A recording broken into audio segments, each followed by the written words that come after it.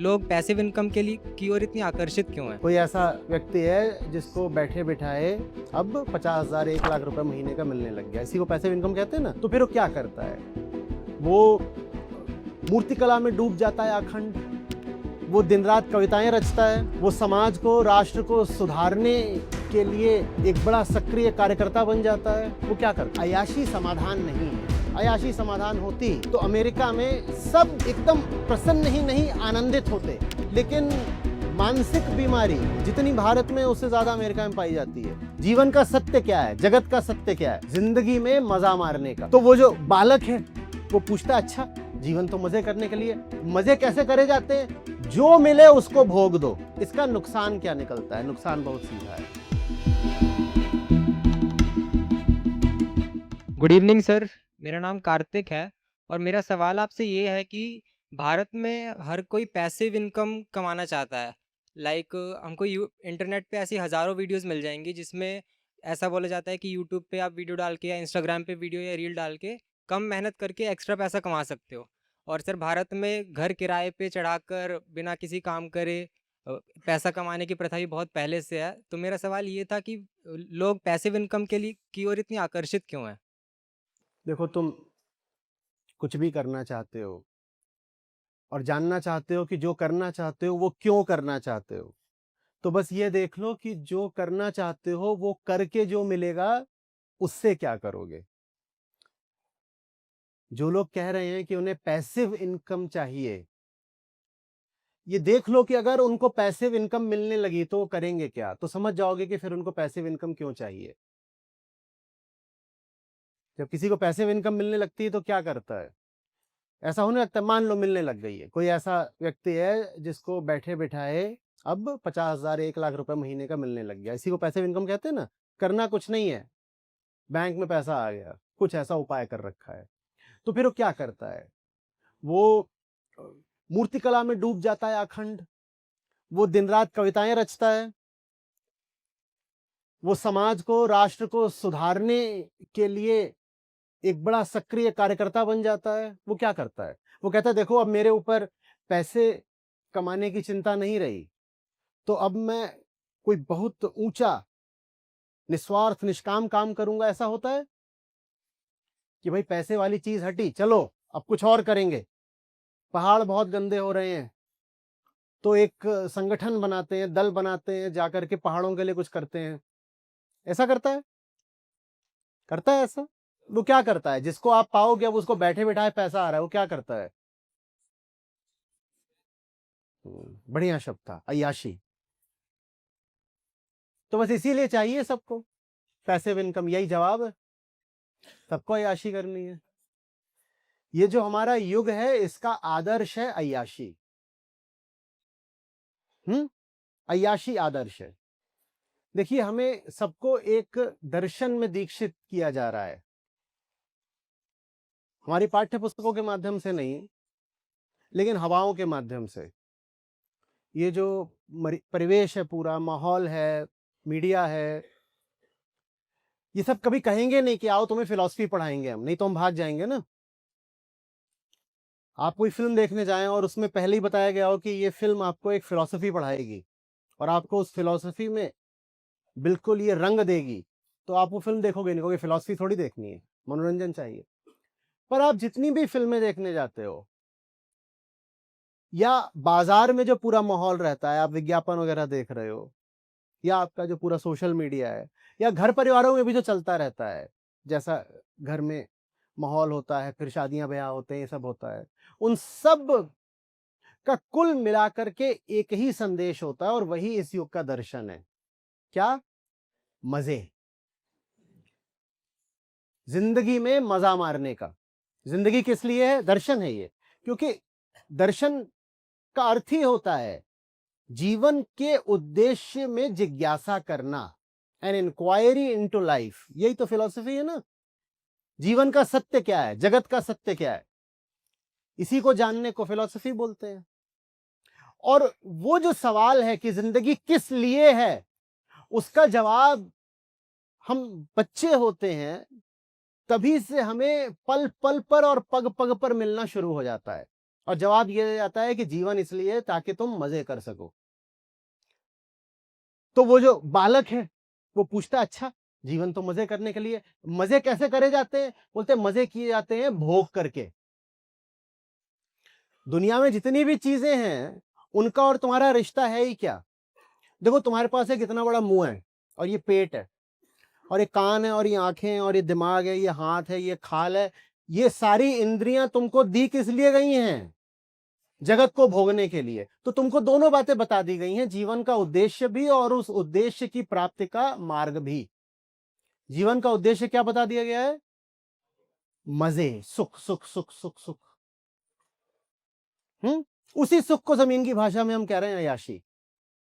जीवन का उद्देश्य है मजे मारना, और मजे मारने का साधन क्या है? जो मिले उसको भोग दो।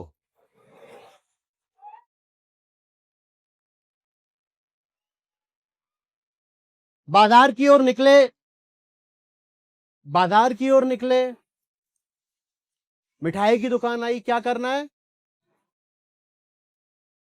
कपड़े की दुकान आई, गाड़ी की दुकान आई, किराने की दुकान आई, जो भी चीज आई है वो है किस लिए? मेरे कंजम्पशन के लिए। वही इस युग का आदर्श है, भोग। और बाजार बार बार आपको बता रहा है कि आप सुखी तभी हो जब आपने अपने जीवन में भोग को अधिकाधिक बढ़ा रखा है। जिसके जीवन में कंजम्पशन जितना ज्यादा है वो उतना सुखी है। यही नहीं, ये जो सिद्धांत है यही अर्थशास्त्र का आधार बन चुका है। इकोनॉमिक्स क्या कहती है? भाई होना तो कहा जाए, होना तो चाहिए कि कहा जाए कि वेलफेयर मैक्सिमाइज करनी है, ठीक। पर वेलफेयर का प्रॉक्सी हमने किसको बना दिया है? जीडीपी को। और जीडीपी कैसे बढ़ता है? प्रोडक्शन और कंजम्पशन से। जीडीपी तो नापा भी इसी से जाता है, एक प्रोडक्शन साइड पे नाप लेते हो, एक कंजम्पशन साइड पे नाप लेते हो, बराबर ही आता है दोनों तरफ, जो प्रोड्यूस हो रहा है कंज्यूम भी होगा। तो जितनी हमारी पढ़ाई लिखाई भी है, सब कुछ मिला जुला करके हमको यही तो बोल रहा है कि सुख, सुख के लिए पैदा हुए हो, अधिक से अधिक जितना अपने आप को प्लेजर दे सकते हो दो। और प्लेजर का रास्ता यह है कि पृथ्वी को भोग लो, नदियों को भोग लो, पहाड़ों को भोग लो, जंगलों को भोग लो। जानवर तो है ही किसी लिए, मुर्गा, बकरा, गाय, भैंस, सुअर, जो मिले सब भोगो, और जितने तरीके से भोग सकते हो भोगो।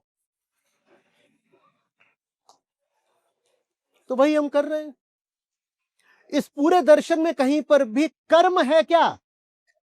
कर्म की बात सुनी? और कर्म अगर है भी तो इतना ही सा है कि तुम्हारा कर्म है भोगना।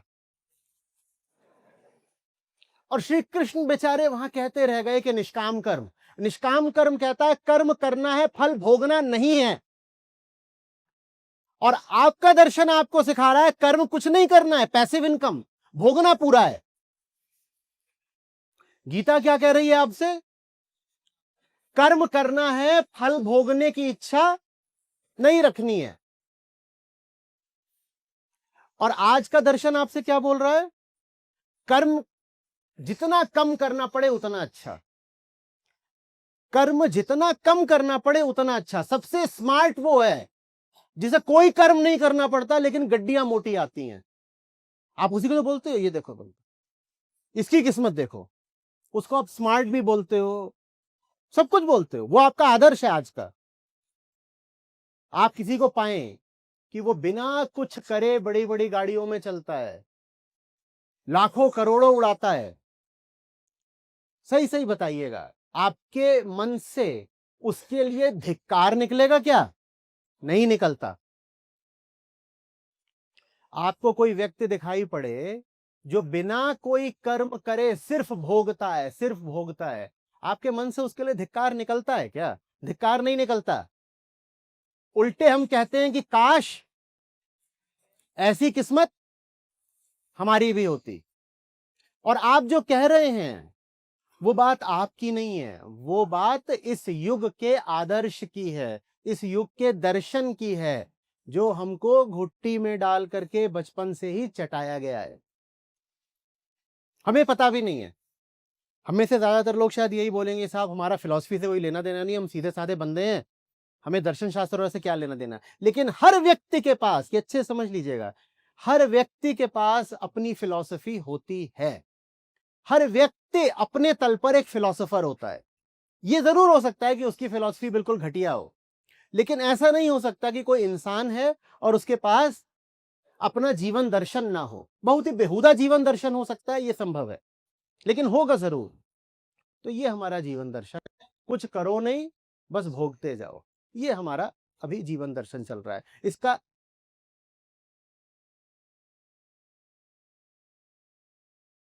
इसका नुकसान क्या निकलता है? नुकसान बहुत सीधा है। देखो, अब बात थोड़ी सी गंभीर होगी। हाँ, हम जैसे पैदा होते हैं ना, हम पैदा ही दुख में होते हैं। व्यक्ति का जन्म ही बंधन में होता है। एक छोटे बच्चे को देखोगे, आपको वो क्यूट वगैरह लग सकता है, पर उसकी दशा समझो कि उसके परिप्रेक्ष्य में उसकी दशा कैसी है। वो एकदम अशक्त प्राणी है जो अपनी मर्जी से पानी की एक बूंद भी नहीं पी सकता, जो पूरे तरीके से दुनिया पर, समाज पर, अपनी मां पर निर्भर कर रहा है जीने के लिए भी। उसको 6-8 घंटे के लिए, 10 घंटे के लिए छोड़ दिया जाए तो मर जाएगा। एकदम छोटा बच्चा हो, 15 दिन, 10 दिन का, और आप उसको छोड़ दीजिए, भूल जाइए, 10 घंटे बाद जाके देखिए, बिल्कुल हो सकता है कि वो बचा ही ना हो। उसकी दुर्दशा समझिए। उसे कुछ समझ में भी नहीं आता। वो शारीरिक तौर पर भी आश्रित है, मानसिक तौर पर भी। उसे कुछ भी समझ में आता है, उसके पास भाषा है, उसके पास विचार है, उसके पास समझ है, बोध है, उसके पास कुछ नहीं है। हम पैदा ही दुख में होते हैं। तो जब हम दुख में पैदा होते हैं तो जीवन का उद्देश्य फिर क्या होगा? अरे यही गड़बड़ हो जाती है ना। जैसे ही मैंने बोला कि हम दुख में पैदा होते हैं तो जीवन का उद्देश्य क्या होगा, तो तत्काल भीतर से निकलता है दुख का विपरीत सुख नहीं। यहीं पे तो फिर फिलोसॉफिकल एरर हो जाता है ना। अगर दुख में पैदा होते हैं तो जीवन का उद्देश्य होगा दुख से मुक्ति। ये क्या ज्यादा सीधी बात नहीं है? हमारी समस्या ये थोड़ी है कि हमें सुख नहीं मिला, हमारी समस्या ये है कि हमें दुख बहुत सारा है। समझिएगा गौर से। सुख चाहिए, ये तो हमने एक अपनी ओर से इलाज सोचा है। सुख को हम इलाज की तरह लेते हैं, लेकिन बीमारी क्या है? और डॉक्टर हम खुद ही बन बैठते हैं। बीमारी हमारी क्या है? दुख। तो डॉक्टर बन के हम खड़े हो जाते हैं और कहते हैं दुख अगर बीमारी है तो इलाज क्या हुआ? सुख। नहीं, खुद डॉक्टर मत बनो। जो जीवन के विशेषज्ञ रहे हैं, जिन्होंने स्वयं को, जगत को समझा है, थोड़ी उनकी भी सुन लो। कोई समस्या? कॉलेज में आए हो, आपको आपकी पाठ्य पुस्तकें दी जाएं, आपका ये सब नहीं पढ़नी है, हम खुद ही बता देंगे क्या करना है। तो ये कोई समझदारी की बात नहीं है। बिल्कुल बहुत अच्छी बात है कि आप खुद ही बताएं आगे क्या हो, आप और ज्यादा ज्ञान का सृजन करें, आप नॉलेज क्रिएटर्स बने आगे चल के, बहुत अच्छी बात है। लेकिन उसके लिए आवश्यक होता है ना पहले कि अभी तक के लोगों ने जो जाना है, समझा है, उसको तो जान लिया जाए। अगर आपको कोई ऐसा मिले जो कहे मैं अपनी टेक्स्ट बुक्स पढ़ूंगा ही नहीं और मैं अपने हिसाब से आगे आंसर्स लिखूंगा, थीसिस लिखूंगा अपनी, ये कोई बात हुई? तो हम अपने डॉक्टर खुद ही बन जाते हैं। हम कहते हैं जो पहले वाले लोग बता गए वो मुझे जानना भी नहीं है।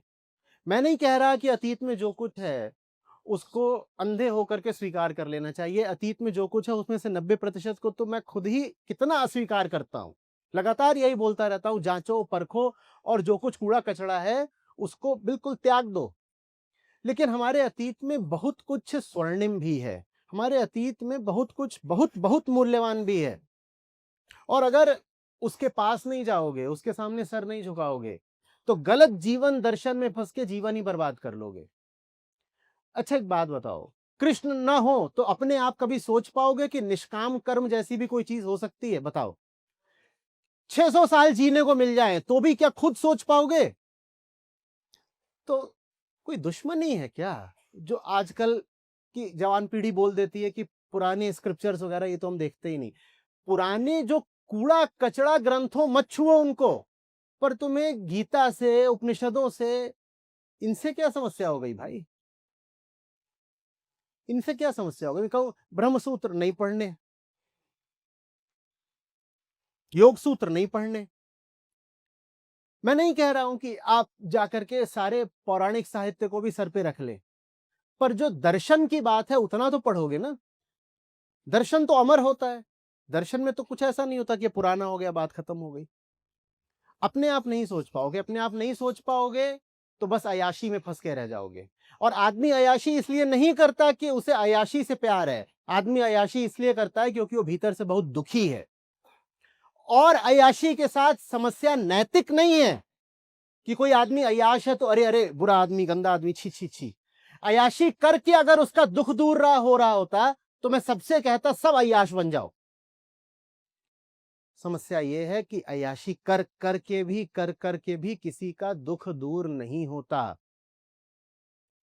और ये तुम्हें कैसे पता चलेगा? अगर राजा भर्तृहरि के अनुभवों से सीखने से तुमने बिल्कुल तौबा कर रखी है। वो वही थे जिन्होंने अपनी पूरी जिंदगी अय्याशी को समर्पित कर रखी थी। उनको भी पूरी पैसिव इनकम थी। भाई राजा है, राजा को क्या करना है? राजा को तो मान लिया कि वो तो ईश्वर का प्रतिनिधि है, वो बैठा हुआ है अपना, लोग मेहनत कर करके राजा का की तिजोरी भर रहे हैं। और राजा भर्तृहरि तो विशेषकर विलासिता प्रिय थे। ये रानियां, ये धन दौलत, तमाम तरह के उनके शौक। और फिर जीवन ने दिया तगड़ा झटका, तब उनको समझ में आया कि बात बनती नहीं। विलासिता उनकी इतने चरम पर थी कि उन्होंने ग्रंथ ही पूरा लिख डाला विलासिता पर, श्रृंगार शतकम। और उसमें उन्होंने क्या पूरा बताया है कि किस किस तरीके से विलासिता कर सकते हैं, रत्नों का क्या करना है, स्त्रियों के बारे में पूरा रसपूर्ण वर्णन कर रखा है। ये सब करा करते थे राजा। और फिर जीवन ने झटका दिया तो उनकी जो अगली बात आई वो थी वैराग्य शतकम। और वहां पे उन्होंने जिंदगी का सच लिखा है। क्योंकि जिनको बहुत अय्याशी भी करने को मिल गई, वो भी भीतर से तो रह गए खाली के खाली। लेकिन आ जाती है एक समस्या। समस्या क्या आ जाती है? कोई अय्याशी कर रहा हो तो वो बाहर बाहर से आपको दिखाई देगा कि बहुत अय्याशी कर रहा है। 4 करोड़ की गाड़ी में चल रहा है, उसने अपना बहुत बड़ा महल बना लिया है, पैसे उड़ा रहा है, प्राइवेट जेट और जितनी चीजें होती हैं अय्याशी के जो चिन्ह होते हैं वो आपको सारे दिखाई देंगे। तो बाहर बाहर से तो आपको दिखाई दे जाएगा कि अय्याशी चल रही है, लेकिन भीतर का जो खोखलापन और सूनापन है वो आपको कभी दिखाई देगा? अमीरों की शादियां होंगी, उसमें 200 करोड़ उड़ा दिए गए, वो 200 करोड़ जो उड़ाए गए उसकी फोटो खींच ली जाएगी।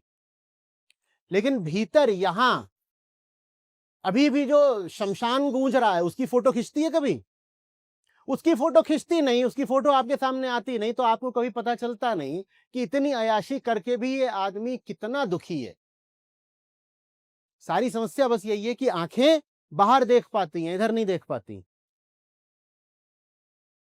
अय्याशी समाधान नहीं है।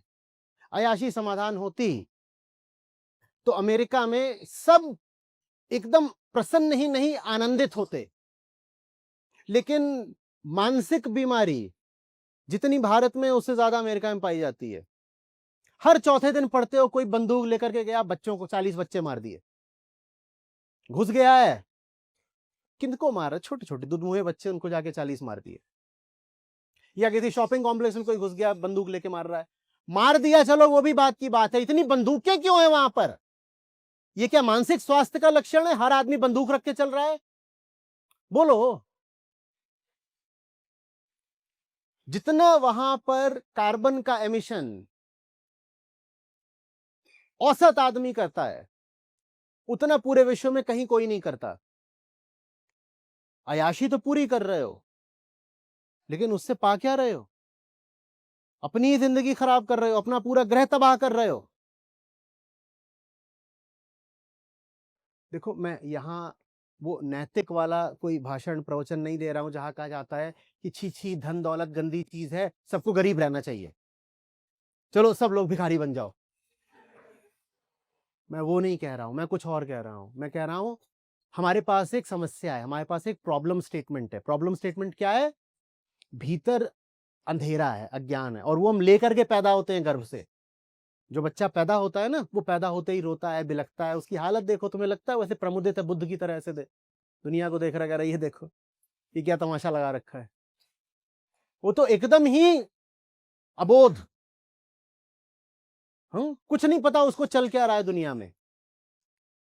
ये उसकी इतनी बुरी हालत है। तुम सोचो तुम्हारी ऐसी हालत हो जाए, तुम्हें कुछ पता ही ना चले दुनिया में क्या चल रहा है, तुम चाहोगे ऐसी हालत? बच्चे की वो हालत होती है। बार बार बच्चे पर क्यों लौट के जा रहा हूं? ताकि हमें पता चले कि हम शुरुआत से ही बड़े गड़बड़ लोग हैं। हम खूब हंसना गाना नाचना कर लेते हैं, खुशी ढोल ये सब हो जाता है बच्चे के पैदा होने पर बच्चे का पैदा होना वास्तव में बच्चे के लिए बड़ी यातना की बात होती है।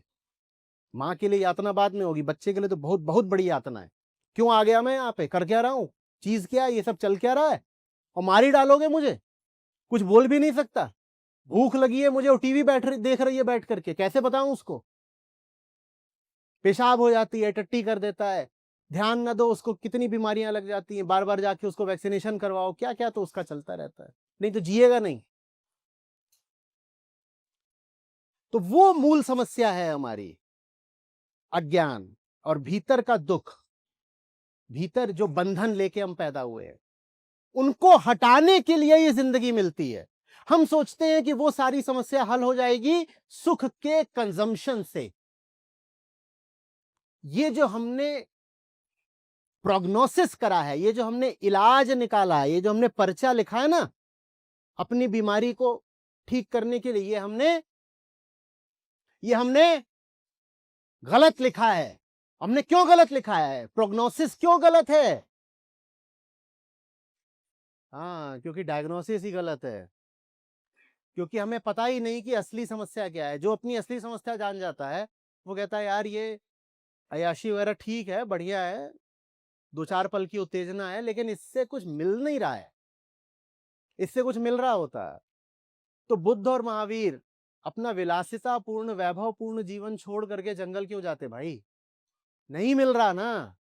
लेकिन आपके इन्फ्लुएंसर्स और आपके आदर्श हैं, वो आपको लगातार यही बता रहे हैं कि इसी से मिल जाएगा मिल जाएगा। भाई बुद्ध में तुझसे थोड़ी सी ज्यादा तो अकल रही होगी ना, जब उन्हें नहीं मिला तो तुझे कैसे मिल जाएगा? लेकिन वो मोटिवेट करने के लिए और इन्फ्लुएंस करने के लिए खड़ा हो जाता है। और अब तो ये सब भी हैं, एंटरप्रेन्योर लोग भी हैं, शार्क टैंक और तमाम दुनिया भर के सब चढ़े हुए हैं आपके ऊपर, जो आपको यही बता रहे हैं कि पैसा आ गया तो तुझे वो मिल जाएगा जिसको तू अपने पैदा होने के पहले क्षण से तलाश रहा है। उनसे पूछो तुम्हें मिला क्या? तुम जो भी हो, तुम राजनेता हो, तुम धनपति हो, तुम जो भी हो, तुम्हें क्या मिल गया, सच सच बताओ। और अगर तुम्हें इतना कुछ मिल गया है तो तुम में से ही आधे लोग पागल क्यों पकड़े जाते हैं? तुम में से ही आधे लोग जेल में क्यों नजर आते हैं? तुम्ही लोगों में इतनी आत्महत्याएं क्यों होती हैं? इतने घपले क्यों करते हो तुम लोग? पैसा तुम्हारे पास पहले ही था, फिर भी तुमने बेईमानी की, इतने घपले करे। अब हो सकता है जेल नहीं गए, किसी विदेश में जाकर के मुंह छुपा करके पड़े हुए हो, पर अगर तुम्हें वाकई संतुष्टि मिल गई होती, तुम्हें भीतर का कुछ भी मिल गया होता, तो तुम्हें ये सब नारकीय काम करने की जरूरत पड़ती क्या? तुम्हें कुछ नहीं मिला है। लेकिन हम जवान लोग हैं, हमारी क्या उम्र है, 18 20 22 24 साल की हमारी उम्र है, तुम हमें बेवकूफ बना रहे हो, तुम हमें गलत रास्तों पे धकेल रहे हो। और बाजार का तो स्वार्थ है ये बताने में। कहीं पे कोई डेवलपर नई अपार्टमेंट बना देता है, तुरंत आपसे क्या बोलता है, लाइफ बन जाएगी, जिंदगी सुधर जाएगी, जल्दी से आके 3 BHK ले लो मेरा। 3 BHK लेने से लाइफ बन जाएगी, जिंदगी सुधर जाएगी? मैं नहीं मना कर रहा कि घर कोई ना ले, घर होना चाहिए, अच्छी बात है, सर के ऊपर छत की जरूरत बिल्कुल है, लेकिन ये बोलना कि जिंदगी बन जाएगी, ये देखिए आप ठगी कर रहे हैं। सीधे सीधे बोलिए, घर है, घर घर है, घर जिंदगी नहीं बना देगा। हाँ, घर हम खरीद लेंगे, हमें घर की जरूरत होगी, हम घर खरीद लेंगे।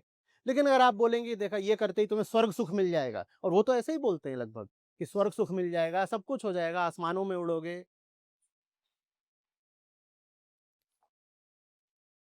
रेमंड जो ये कोट वगैरह बनाता है, उसका विज्ञापन आया करता था पहले, तो वो बोलते थे क्या, फॉर द कंप्लीट मैन, माने मैं इसको उतार दूं तो मैं इनकम्प्लीट मैन हो जाऊंगा।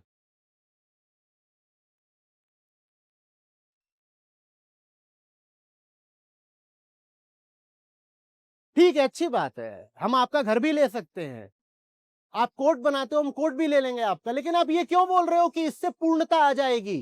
पूर्णता शब्द देखो, पूरी दुनिया रख लो, कुछ शब्दों को वेदांत के लिए छोड़ दो। अभी शांति पाठ करा था ना आपने, कंप्लीट माने पूर्ण, और क्या बोला था शांति पाठ में? पूर्णात पूर्णम उदच्यते। पूर्ण की बात तो यहां हो रही है ना। तुम क्यों पूर्ण शब्द को लेकर के बैठ गए? तुम बाजारू आदमी हो, अपना धंधा चलाओ, इन शब्दों को हाथ मत लगाओ। लेकिन वो इन्हीं शब्दों को हाथ लगाते हैं, और उन्होंने आपके मन में पूरी कोशिश कर रखी है ये आदर्श बैठाने की कि सुख, भोग, अयाशी, विलासिता यही सब कुछ है। फिर से कह रहा हूं, दुख कोई अच्छी बात नहीं। हम ये सब बातें इसलिए नहीं कर रहे हैं कि आप दुख को श्रेष्ठ मान लें, नहीं। दुख किसको चाहिए? अध्यात्म तो इसीलिए ताकि दुख न रहे, हमें तो दुख को समाप्त करना ही है। लेकिन दुख की समाप्ति के जो रास्ते हमको बताए जा रहे हैं ना, वो रास्ते सफल नहीं होते। मैं ये भी नहीं कह रहा हूं रास्ते गलत हैं, क्योंकि गलत बोलता हूं तो ऐसा लगता है ऐसे कि मैं कोई मोरल, कोई नैतिक बात कर रहा हूं कि सही गलत, पाप पुण्य, अच्छा बुरा। मैं अच्छे बुरे की बात नहीं कर रहा, मैं इफेक्टिव और इनइफेक्टिव की बात कर रहा हूं, मैं सफल और असफल की बात कर रहा हूं। अय्याशी का रास्ता सफल नहीं होता। जितनी दूर तक सफल होता उतनी दूर तक कर लो अय्याशी, कोई समस्या नहीं। क्योंकि भाई जीवन का उद्देश्य है दुख से मुक्ति। अगर दुख से मुक्ति अय्याशी से मिलती है तो कर लो अय्याशी। जिन्होंने जाना है, जिन्होंने खूब तलाशा तजबीजा, उन्होंने तो यही कहा कि नहीं हो पाता, नहीं हो पाता, कुछ और आजमाते हैं, चलो कहीं और कोशिश करते हैं। फिर उन्होंने कहा कि मुक्ति मिल तो जाती है, लेकिन भोगने से नहीं, जानने समझने से। जो जान गया, जो समझ गया, उसको दुख से मुक्ति मिल जाती है, वो फिर आनंद में मस्त हो जाता है। क्या इसका मतलब ये है कि कंजम्पशन एकदम गलत बात है, करना ही नहीं चाहिए? अगर एकदम ही गलत बात होगी तो हम और आप बात नहीं कर पाएंगे। यहां आप जो कुछ देख रहे हो ना, वो सब प्रोड्यूस माल है, और अभी हम जो कर रहे हैं अर्थशास्त्र की भाषा में उसे कंजम्पशन ही बोलेंगे। इस समय हम अगर सिर्फ इकोनॉमिक्स की भाषा बोलें तो हम इस ऑडिटोरियम को कंज्यूम ही कर रहे हैं। मैं यहां पर खड़ा हुआ हूं, ये गैजेट्स लगे हुए हैं, यहां पर एक लगा है, एक यहां पर लगा है, एक इधर अंदर कहीं लगा रखा है, इसके बिना हमारी बात करनी मुश्किल हो जाएगी। तो वेदांत, अध्यात्म ये नहीं बोलते कि तुमको संसार की चीजों से कोई लेना देना नहीं है। कहते लेना देना है, लेकिन ये समझ लो कि ये तुमको आखिरी जगह तक नहीं ले जा पाएंगे। रोज के व्यवहारिक उपयोग के लिए ठीक है, यहां खड़ा हूं तो ठीक है, जूते चाहिए भाई, यहां तक आने के लिए गाड़ी चाहिए भाई। लेकिन जो चीज तुमको सचमुच चाहिए, जो तुम्हारे जीवन के केंद्र में है, वो तुमको मटेरियल ऑब्जेक्ट से नहीं मिलेगी। बाकी मटेरियल ऑब्जेक्ट्स की अपनी एक उपयोगिता है, उतना ठीक है, उतने के लिए उनको तुमको अगर अर्जित करना है, जुगाड़ना है तो कर लो, अर्जित उनका प्रबंध कर लो, वहां तक ठीक है, कोई इशू नहीं। ये बात समझ में आ रही है? एक सीमा खींचनी जरूरी है। आप जो कर्म कर रहे हो वो सिर्फ कर्म नहीं होता, वो आपके जीवन का हर पल होता है। जब आप बोल रहे हो मैं तो पैसिव इनकम में जीऊंगा, तो आप कर्म के आनंद से अपने आप को वंचित कर रहे हो, ये भी समझ लेना। पैसिव इनकम में तो जीने लगे, लेकिन एक आदमी जो सही काम कर रहा है, उसको सही काम करने में ही जो मौज मिलती है, वो मौज मिलेगी क्या? बोलो। तो क्यों अपने आप को उस आनंद से वंचित करना चाहते हो? और वो जो कर्म होता है जिसको करने में ही मौज मिलती है, व्यक्ति जिसके फल की तलाश में नहीं रहता, उस कर्म को ही कहते हैं निष्काम कर्म। जीवन का अमृत ही निष्काम कर्म में, कि काम ऐसा पकड़ लिया कि ध्यान ही नहीं रहता कि इससे कुछ मिलेगा कि नहीं मिलेगा। काम ऐसा मिल गया है और वही काम कर रहे हैं जो सही है। क्योंकि वो काम सही है, इसीलिए याद ही नहीं रह जाता कि अब इससे कुछ मिलेगा कि नहीं मिलेगा। लोग एक कदम और आगे चले जाते हैं, वो कहते हैं ये तो छोड़ दो कि इससे हमें कुछ मिलेगा। अगर इस काम को करने के लिए कुछ देना भी पड़े तो हम देने को भी तैयार है। ये तो हटाओ कि हमें इस काम के एवज में कुछ चाहिए। ये काम ऐसा है कि सिर्फ इसे करने के लिए कोई कीमत अदा करनी पड़े तो वो भी अदा कर देंगे। काम में ही ऐसा आनंद है। काम ही बिल्कुल जैसे मन को किसी और आसमान में टांग देता है। और क्या चाहिए जिंदगी में? समझ में आ रही है बात?